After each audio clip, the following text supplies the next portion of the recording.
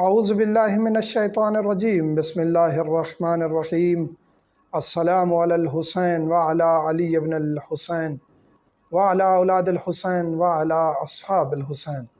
مومنین کرام، محرم الحرام آتا ہے تو ذہن میں کافی سوالات اٹھتے ہیں۔ ان میں سے ایک زنجیر زنی، کمہ زنی، خونی ماتم، اس کے بارے میں ایک ویڈیو ہم اپلوڈ کر چکے ہیں جس میں ہم نے مراجع عظام کی آراء بتائی تھیں اور ان کے استدلال کی کچھ روایات بتائی تھیں اور جواز کے اور عدم جواز کے فتوے بتائے تھے، جس پر پڑھے لکھے طبقے نے مجھے بہت برا بھلا کہا، اور میں حیران ہوتا ہوں کچھ مولوی صاحبان پر بھی جو میری طرح بہت کم پڑھے لکھے ہیں، اور پھر وہ اپنی عقل اور دل سے فیصلہ کر کے اگلے پر الفاظ کی اتنی برسات کر دیتے ہیں کہ پھر ان کو بھی پتہ نہیں ہوتا کہ ہم کیا کر رہے ہیں۔ تو یہی ایک ذہن میں آیا کہ پھر اب مزید ایک ویڈیو اپلوڈ کر کے ان سب کو وہ استدلالی چیزیں دے دیں کہ پھر آپ اپنے ذہن سے فیصلہ کر لیں، اپنے دل سے فیصلہ کر لیں کہ ہم غلط تھے، یا کم از کم احساس ہو ان کو کہ ہم غلط تھے۔ نہ ہو تو ان کی اپنی مرضی ہے، لیکن انشاءاللہ حجت تمام کر رہے ہیں ہم۔ زنجیر زنی، کمہ زنی، خونی ماتم اور شرٹ اتار کے، قمیص اتار کے اس ماتم پر مراجع عظام کی کیا رائے ہے، اور اہل بیت علیہم السلام نے یہ عمل کیا تھا یا نہیں کیا تھا؟ کچھ اعتراضات ہیں، کچھ سوالات ہیں۔ ہم نے کہا تھا کہ جی اہل بیت علیہم السلام کی طرف سے خونی ماتم کا کوئی اس طرح نہیں ہے اتھینٹک کہ کوئی خود اہل بیت نے خون نکالا ہو یا کسی کو حکم دیا ہو، لیکن شریعت کا یہ حکم ہے کہ جب تک آپ کو کسی چیز کے حرام ہونے کا علم، یقین یا پتہ نہ ہو، اس وقت تک وہ آپ کے لیے حلال ہے۔ یہ قاعدہ کلیہ ہے، اس قاعدے کلیہ کے تحت زنجیر زنی حلال ہے، جائز ہے، اس میں کوئی حرج نہیں ہے۔ اس پر پھر سوال کیا گیا جی یہ کب سے ہے، تو اس کے بارے میں ایک تاریخ بھی بتا دیں کہ امام علیہ السلام نے، امام حسین علیہ السلام نے خط لکھے تھے یمن کی طرف، بصرہ کی طرف اور بحرین کی طرف۔ وہاں کے جو شیعہ تھے ان کو بلایا تھا کہ آئیے ہم کربلا کی طرف نکل رہے ہیں اور میری نصرت کیجیے۔ تو قافلہ بحرین بصرہ سے گزرا، بصرے کے مومنین بھی ساتھ ہوئے، اور کربلا جب پہنچے تو 9 دن گزر چکے تھے، یعنی 19 محرم الحرام کو یہ قافلے پہنچے، فوجی پہنچے مولا کا ساتھ دینے کے لیے۔ آ کے پتہ چلا مولا شہید ہو چکے ہیں۔ بنو اسد کے لوگوں کے ساتھ مل کر پھر قبر پہ ان لوگوں نے اپنی تلواریں نکال کے اپنے سروں پر ماتم کیا تھا اور خون نکالا تھا۔ اس چیز کو ذکر کیا ہے ناسخ التواریخ میں محب الدین طبری نے صفحہ نمبر 272 پر۔ اس کے بعد کسی معصوم علیہ السلام نے اس چیز سے منع نہیں کیا کہ آپ کا یہ فعل غلط ہے۔ تو جب یہ معصوم کسی چیز کو غلط نہ کہیں، ان کے دور میں وہ چیز ہو جائے، تو اس کا مطلب ہے کہ وہ اس چیز پر راضی ہیں یا یہ کام حلال ہے۔ اس چیز کو اگر آپ نہیں مانتے کوئی حرج نہیں۔ اس کے بعد پھر رسول کریم صلی اللہ علیہ وآلہ وسلم جب زخمی ہوتے ہیں تو ایک روایت ہے اویس کرنی اور اہل سنت کے نزدیک ایک اور صحابی کا نام لیا جاتا ہے، انہوں نے اپنے دانت توڑ لیے تھے۔ تو لوگ کہتے ہیں جی اس کی بھی سند درست نہیں ہے یا یہ واقعہ مستند نہیں ہے۔ ٹھیک ہے جی، اس کو بھی اگر آپ نہ مانیں۔ اس کے بعد روایت ہے بی بی زینب سلام اللہ علیہ نے اپنے پیشانی ماری تھی جب مولا کے قتل کے صدمے میں، تو ان کا خون نکل آیا تھا۔ اس چیز کو بھی لوگ نہیں مانتے۔ یہ روایت بھی بحار الانوار اور دیگر کتب میں موجود ہے، اس کا حوالہ بھی ہم دے چکے ہیں۔ اس کے بعد امام علیہ السلام کے دور میں، امام جعفر صادق علیہ السلام کے دور میں، ایک مومن نے مصائب مولا حسین میں اٹھ کر اپنے سر کو دیوار میں مارا اور خون نکل آیا، تو مولا نے اسے غلط یا برا بھلا نہیں کہا۔ یہ روایت بھی موجود ہے۔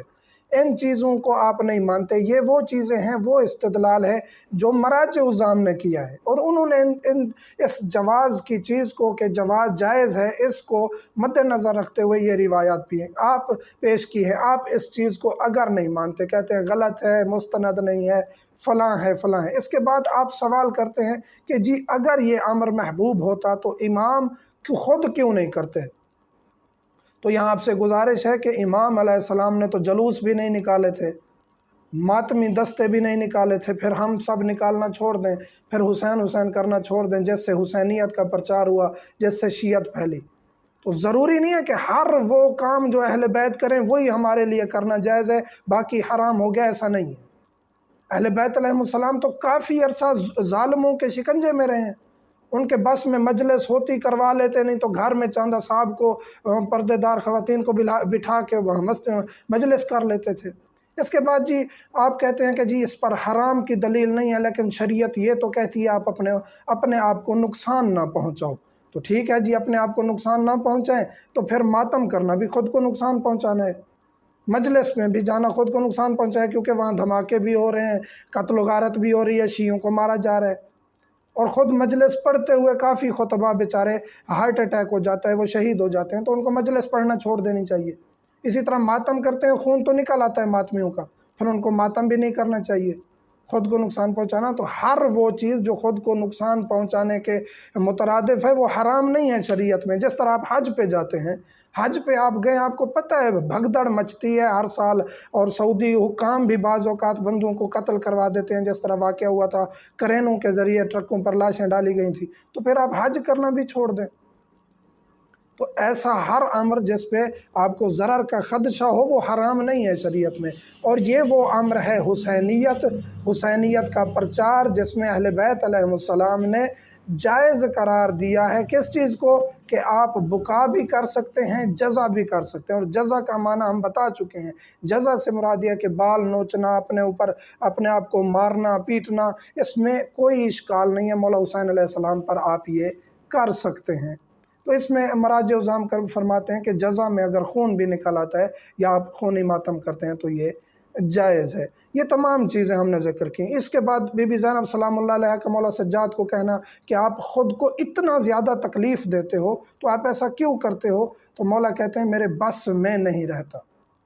तो यहाँ भी हुसैनियत में जिस तरह जनाब आबे से शाकरी मौला के सहाबी हैं मौला हुसैन के, उन्होंने अपनी दिरा उतार के फेंक दी थी, तो एक शख्स ने कहा, एक सहाबी ने, हल जुननत या आबिस, क्या आबिस आप मजनू हो गए, दीवाने हो गए?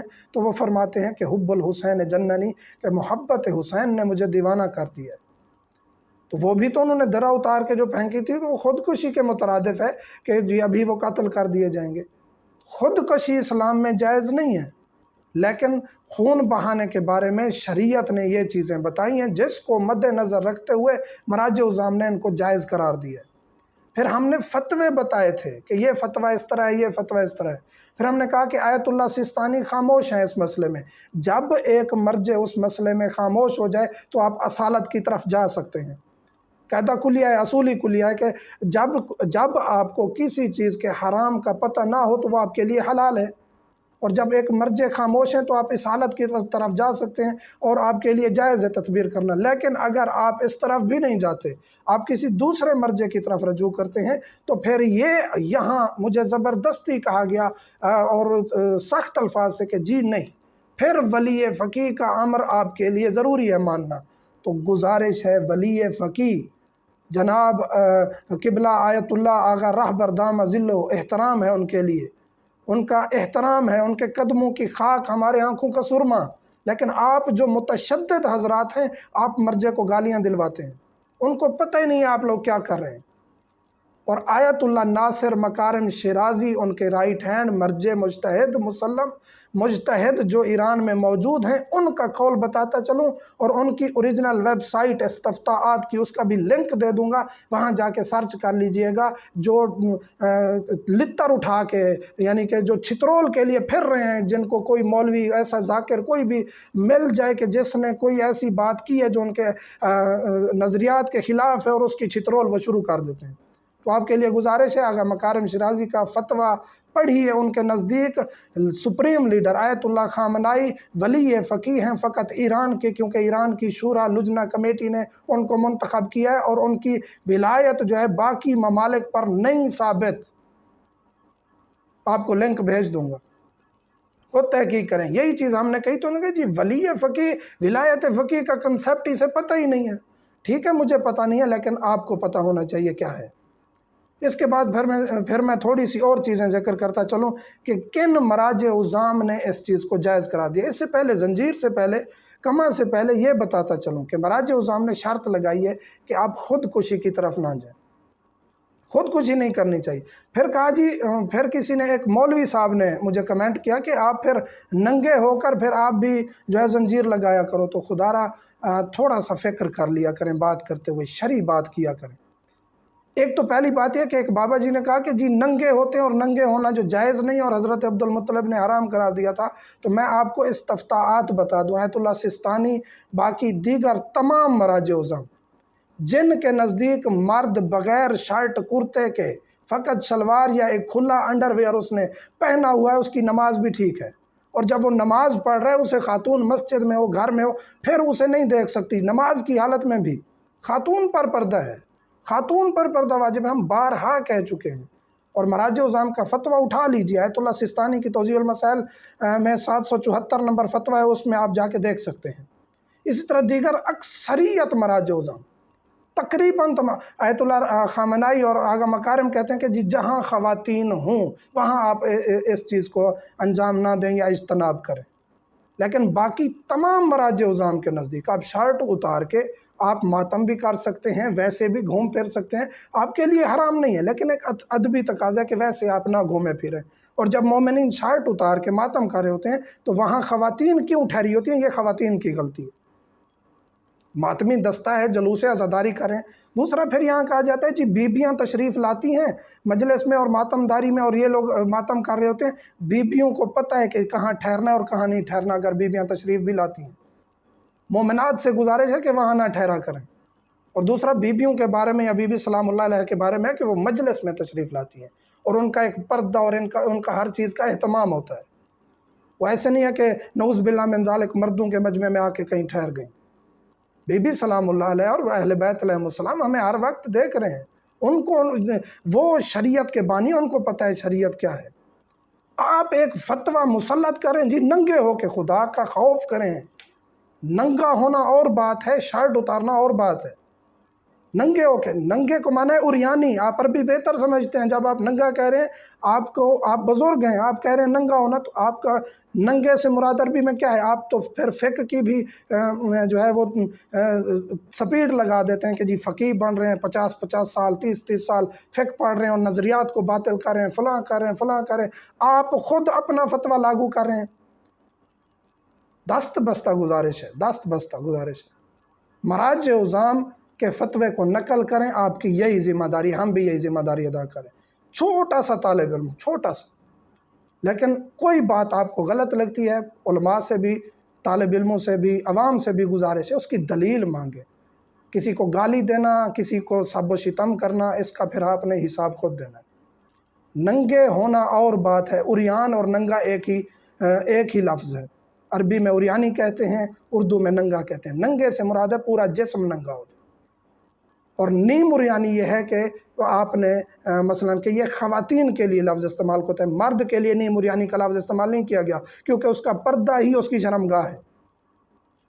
اور مرد کے لیے مجھے کہا گیا جی تم مارو دکھاؤ فلاں، میں الحمدللہ ہر سال زنجیر زنی کرتا ہوں، وہاں کرتا ہوں جہاں مجھے ماحول سازگار نظر آتا ہے، نہ ویڈیو بناتا ہوں، نہ اس کی میں تشہیر کرتا ہوں، اور نہ مجھے شوق ہے۔ یہ بھی اس لیے بتایا کہ ان لوگوں کا اعتراض ختم ہو جائے، باقی کرتے ہیں تو ان کی مرضی۔